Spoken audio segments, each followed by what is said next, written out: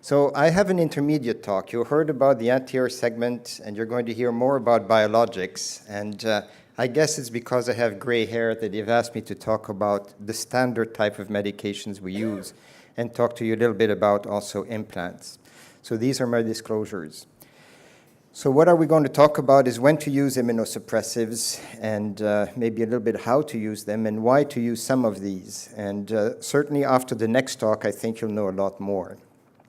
Just as a very quick background, you've already heard it. Uveitis is ocular inflammation, but it's in fact multiple etiologies. About 40 different diagnoses fit into what we treat most of the time. They're characterized by recurrences. They can cause damage to some very delicate ocular structures, and that's in fact what we're trying to prevent most of the time. You've heard it before, you'll hear it again. It's sometimes unilateral, most often bilateral. Of course, it can cause blindness. And treatment is dominated initially, you've heard it, by steroids. And what is our aim of therapy? It's the preservation of vision, the prevention of prolonged and permanent side effects, recovery of vision if there's a loss, but sometimes we do succeed, sometimes we don't. It depends on how long the decrease of vision has been.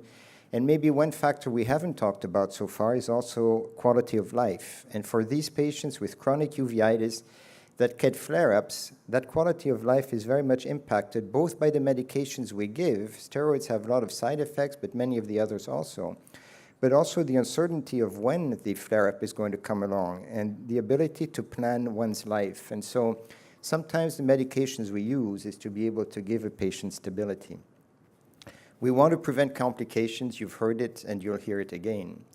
So how do we usually approach it if we're going to treat posterior segment disease, which is non-infectious? And I'll stress maybe the first thing, I'll come back to it a little bit, is really we want to avoid infection. I had a patient referred to me some years ago in Europe, not in Canada or the US, that had in fact a fungal infection. And for some reason, somebody injected steroids into that eye. Not only did it make matters worse, but trying to debride this eye 3 times. The only thing I was able to do is to keep her on constant antifungals as well as some immunosuppressants, and every few months had to remove a lot of debris that was accumulating. This was an elderly lady. We were never able to cure her. Fungus can be, in fact, terrible. It doesn't respond very well to antifungals, and they're some of the worst medications we can have because they destabilize membranes. If you trained about the same time as I did doing internal medicine, we didn't used to talk about amphotericin. We usually called it amphoterrible because we'd spend the evening dealing with problems with the hematology, increased in temperature. So imagine what that does inside the eye. In any case, no infection. Steroids is still the mainstay, the first approach. You want to start with a good dose to try and reduce the inflammation, and that would be 1 milligram per kilogram. And that means that if you have an American-sized patient that comes along and they're weighing an American size, it doesn't mean 60 milligrams of steroids. It may, in fact, mean more. You should start with a high enough dose because prednisone gets also partitioned a little bit into fat, as do drugs such as cyclosporin. So the dose has to be appropriate. You want to do it for a small period of time because after about 4 weeks, you'd like to start tapering, so that by 3 months, ideally, you're at a dose of about 10 milligrams of steroids or less per day. Why? Because with a higher dose, even if you have a 30 or 40-year-old, you can start losing calcium. You can have diabetes that gets deregulated and some long-term problems, gastritis and others that can develop. So the key is to try and get the dosage low, and then after 12 to 16 weeks, try to get them under the 10 milligrams. And problem is that you can then follow them, see if you can taper them. If you're unable to do that, you should go on to some other modality that will be an add-on onto steroids. Most of the time, we end up with steroids for a long time at a low dose. And the problem, of course, is you may get a recurrence, and if you get a recurrence, you're starting this whole wheel again. And if you do that once or twice and you're beyond 3 months, you're then in a chronic situation, you should try to keep the steroids low. So initial dose should be 1 milligram per kilogram. So if you look at this study from 2011 in the US, yes, that's probably okay. Of course, these are American patients, so I think they're more aiming at 0.5 milligrams per kilo, but I'll give them that. That's okay. On the other hand, 25 milligrams as a maintenance, that's awfully high. And we're talking about people that have been on steroids for more than 6 months. And so that's no good. That's what we might have done 30 or 40 years ago, but we've been coming down, and we should really try to get steroids down much faster, and we have a lot of alternate treatments. So what's the cascade? Oral steroids first. We still will use some antimetabolites, and today this would be mainly mycophenolate. Methotrexate is a weak drug, but it's good for things like juvenile idiopathic arthritis, low-grade inflammation, intermediate uveitis inside the eye. That may be sufficient. Azathioprine is still there. It's still a decent drug. It doesn't work quite as well as mycophenolate, but if you can't have access to the other one, and you're maybe doing some locums, or you're doing something in the third world where mycophenolate is still too expensive, it is an alternative. T-cell modulator used to come next, but today really we have biologics. And biologics are sometimes first line, depending on the diagnoses. Interferon is one which we won't talk too much about, but it's very good. For example, in certain forms of intermediate uveitis, certainly for macular edema, if it's chronic and permanent, it's a decent approach. And the alkylating agents still have their place in very, very resistant types of scleritis in particular that don't seem to respond to anything else. A short course, 6 months of alkylating agents under good follow-up with an internist, preferentially, may in fact virtually cure your patient of his scleritis. Now, I'm not going to ask you to look at all of this table, but just look at what's in here. That is to say, it takes about 6 to 8 weeks of onset for many of these drugs. So if you're going to start them, don't expect to see a result right away. That's why you still need the steroids, and you have to consider them early enough. Even drugs like, for example, mycophenolate will take about 8 weeks. T-cell inhibitors, usually about a month to 6 weeks. However, be careful. Cyclosporin, if you stop it within a week, will have a recurrence. It's, in fact, a good test to know if they still need the drug, but be aware that you need to add something else. And even the biologics don't necessarily work right away. The inflammation disappears quickly, but it takes 2 to 4 weeks to work. And if you want to get rid of the drugs that are there, I would, in fact, wait 3 to 6 months because it takes a long time for the body to readjust. And you can see here 4, 10 weeks or more for many of the biologics. So very quickly, I've said you have to exclude infection. Steroids, you should exclude the fact that they have, for example, diabetes. And more, you should also consider the possibility of things like bone disease, of course, fragility, the presence of maybe neoplasia. So at least look for a history of hepatitis, sexually transmitted diseases, dental disease, particularly with cyclosporin, they'll develop very bad gingivitis. The presence of papillomavirus and a cervical infection, this becomes more important as you'll hear about it if you're going to use biologics. And so, we can test for things like papillomavirus today. We can certainly test also for hepatitis and for HIV and VDRL. So these are things you definitely have to consider, and also, of course, tuberculosis. Look for the presence of anemia. So you need to do a generalized blood test. I like to know if there is a lot of systemic activation that is present of the immune system, so the sedimentation rate and highly reactive C-reactive protein. Anticoagulopins, you can rule out certain types of infections that are better treated in certain cases, for example, Wegener's, with the use of antimetabolites. And ANA, if you're going to use certain biologics. What about vaccinations? Most vaccines can be given even if you are taking immunosuppressants, although the varicella virus you should be careful of. We recommend it now for people over 50, but it's a live virus. There's a new formulation that isn't. But if it's a live virus, it should be given either before they start an immunosuppressant or when they're on really fairly low dose of steroids. You should, if you're going to use high-dose steroids, consider whether they're under 50 years of age and have some risks associated with the development of bone fragility, that is, and do they have other risk factors? And here you can, for example, take some lifestyle measures. Reduce smoking, make sure that they walk and they have weight-bearing activities, reduce the amount of alcohol, not a problem in Canada, of course, but where I am right now, anybody who lives close to the Matterhorn, and I ask them, do they drink? They say, but Doc, I'm from the Valais, what do you expect? So, you have to look at it in a social context also.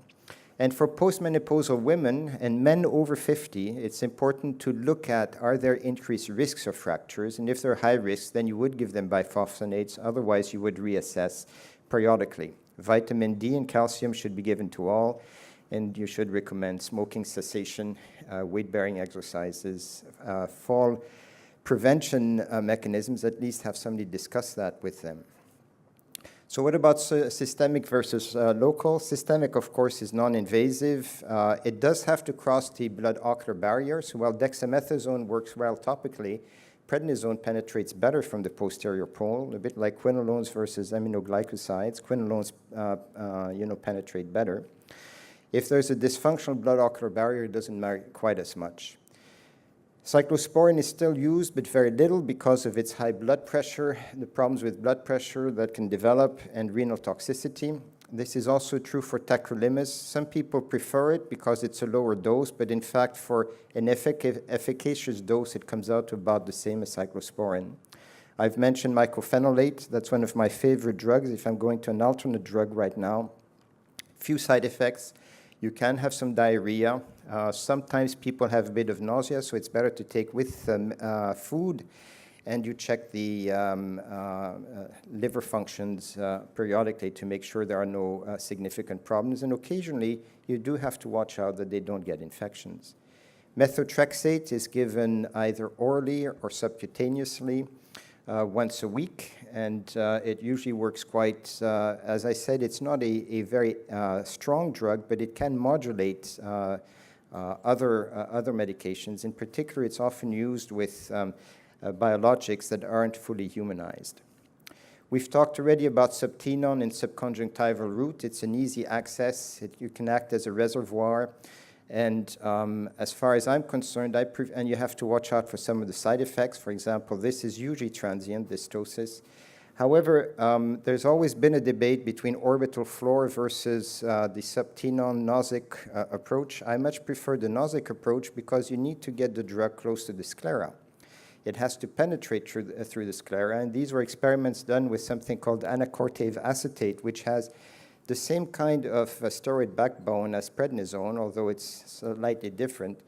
And you can see that with a very good placement, C14 penetrates in choroid and sclera, but there's relatively little getting into the retina. So if you're putting it right into the orbital floor, you're really getting recirculation through the central, blood into the eye. So it's a deposit, and I think if you were to put it elsewhere, we'd have a similar result.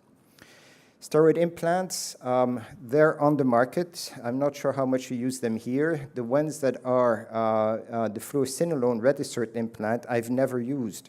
In Europe, it wasn't approved, and it was too expensive, and I never got any of the insurance companies, even for executives of drug companies.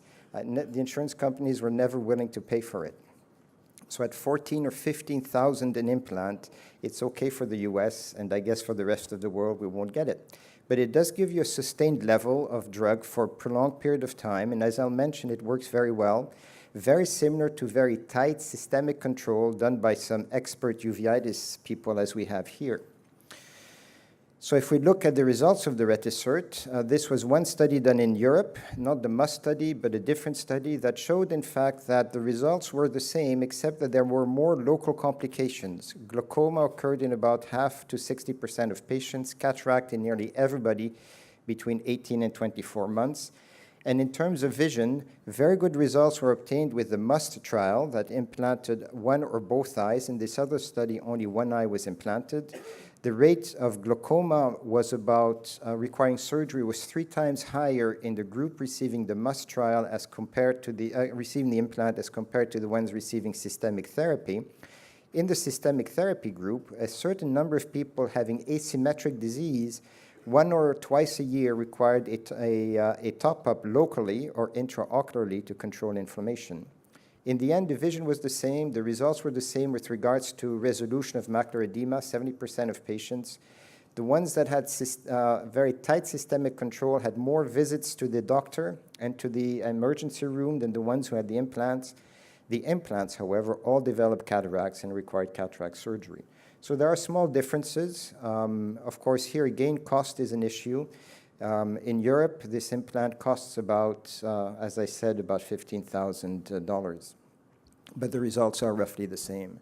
Ozurdex is another implant that can be considered that only lasts about 6 months. It's dexamethasone. The study demonstrated over a 6-month period a very good result. It eliminated the edema and the inflammation present. Most had just intermediate uveitis, and in clinical practice what we find is that with mild, moderate inflammation, excellent response. In eyes that are more inflamed, it only lasts about 3 to 4 months. And if you repeat the injection 2 or 3 times, well, you're going to develop a posterior subcapsular cataract, and that patient will need cataract surgery. So Ozurdex, from that standpoint, is no different from anything else. Be careful it gets in an anterior chamber, because then you're going to get pressure increase, and it needs to be removed. Removing it is a slightly different issue. It tends to be mushy and so more difficult to take out. Can be used in pediatrics. It has been used in scleritis with good results. It's been used in serpiginous-like choroid TB, which is called a paradoxical response. However, we've used, and I think it's safer, is methotrexate with very good results. And in fact, now in India, a lot of people use this approach. One injection seems to control this paradoxic response very well. We've mentioned that for specific diseases, specific approaches should be used. VKH should be high-dose steroids. Béchette responds very well to interferon or anti-TNF. Multiple sclerosis also to interferon. When should you treat? With active disease in the eye, active vitritis, macular edema, complications of vasculitis, for example. And we've already discussed this a little bit earlier with regards to if you have bilateral disease, it's really systemic treatment. If it's asymmetrical, you treat the worst eye potentially with local or intraocular, but you would treat systemically. There are a few exceptions. Patients, for example, that have a recent malignancy, that have diabetes or are pregnant, you may just want to use and treat locally in both eyes. And patients that have quiescent uveitis but a history of inflammation and cataract, I would treat locally to try and reduce as much as possible the risk of inflammation postoperatively. Treat the underlying cause, optimize treatment to minimize burden, and your aim is to preserve vision, prevent complications, avoid side effects, and maintain the quality of life. Thank you.